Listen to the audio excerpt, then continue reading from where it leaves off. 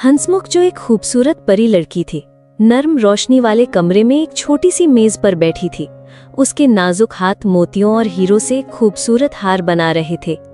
उसके परों में हल्की चमक थी, बालों में जंगली फूल सजे थे और चेहरे पर एक खामोश दिल से निकली मुस्कुराहट थी। इसी दौरान उसकी माँ थीसिया मोमबत्ती की रोशनी में एक खास लिबास तैयार कर रही थी। जामुनी रेशम से बना वो लिबास चांदनी की तरह बहता था और उस पर हीरों से कढ़ी हुई सूरजमुखियों की झलक थी। हर टांका, हर धागा मोहब्बत से भरा हुआ था। जादू नहीं, सिर्फ माँ की दुआ। शाही रक्स का आगाज हो चुका था। महल की रक्सगाह में भानोस सितारों की तरह चमक रहे थे। संगे मरमर का फर्श रोशनी से जगमगा रहा था और साजिंदे मध्यम धुनें बजा रहे थे। एक एक करके अशराफिया की खवातीन अंदर दाखिल हुईं। सबने जामुनी रेशम के लिबास पहन रखे थे, जिन पर सूरजमुखी की सुनहरी कढ़ाई थी, जैसा कि मलिका ने हुक्म दिया था।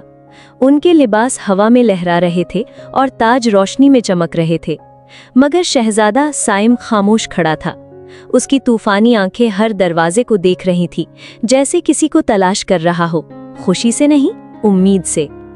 कहाँ है वो लड़की जिसकी आंखों में सितारों की चमक है? जब हंसमुख ने लिबास पहना तो सब कुछ जैसे थम गया। उसके शफाफ चमकते पर रोशनी में जगमगा रहे थे।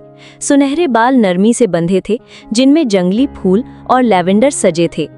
हल्के मेकअप के साथ वो किसी जादुई ख्वाब जैसी लग रही थी, जैसे रोशनी की एक मखलूक। और वो महल की तरफ रवाना हुई। रास्ते में सफेद लाइलक के पीछे से जूनी सामने आई। उसने भी जामुनी लिबास पहना था, मगर उसकी चमक सिर्फ दिखावा थी। जूनी ने हसद से कहा, शहजादा तुम्हें कभी नहीं चुनेगा, तुम इस दुनिया की नहीं हो। हंसमुख मुस्कुराई, तो शायद वक्त आ गया है कि ये दुनिया बदल जाए। महल में सब खामोश हो गए। हंसमुख रोशनी में दाखिल हुई।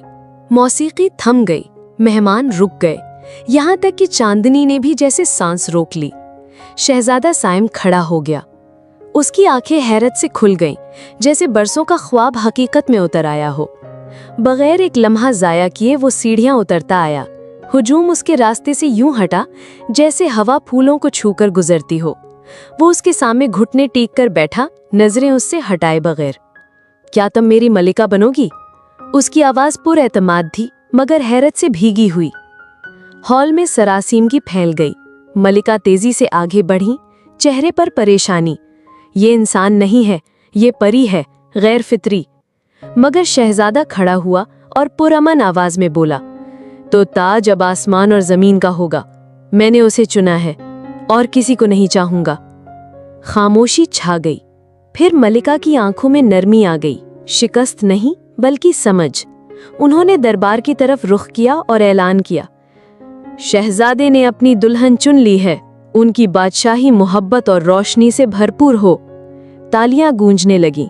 जूनी ने मुंह मोड़ लिया, आंखों में आंसू। उसके मंसूबे, उसका गरूर उस सच्ची मोहब्बत के सामने मांद पड़ गए जिसमें दिखावा न था। उनकी शादी चांदनी में महकते दरख्तों के नीचे हुई और सल्तनत ने खुशी मनाई। वक्त के साथ शहजादा साइम अक्सर बाग में नंगे पांव हंसमुख के साथ चहलकदमी करता, उसके परों की सुबह की रोशनी में झिलमिलाती झलक पर मशहूर। लेकिन उसे सबसे ज्यादा उसकी हंसी से मोहब्बत थी, जैसे गर्मियों की हवा में बजते घंटियां। एक दिन हंसमुख ने उसका हाथ थामा और सरगोशी की, मैं तुम्हें कुछ दिखाना चाहती हूँ। और वो दोनों उड़ गए, जंगलों के ऊपर, नदियों के पार, सितारों के नीचे, वादियों का उबूर करते हुए, यहाँ तक कि वो एक ऐसी सरजमीन पहुँचे जो सिर्फ किस्सों में थी, एल्डोरा। एक ऐसी दुनिया जहाँ बोलते दरख्त, नीले नैलगू झीलें और फूल खुद रोशनी बिखेरते थे। हवा शहद जैसी मिठास लिए चलती थी। शफ़ाफ परों वाली तितलियां आसमान से उतरी रोशनी को लेकर फिरती थीं। जमीन से फूलों की तरह क्रिस्टल उगते थे और दरख्तों से नगमे बिना आवाज निकलते थे। परियों ने शहजादे का इस्तकबाल ऐसे किया जैसे वो उनका अपना हो, क्योंकि वो हंसमुख का चुना हुआ था।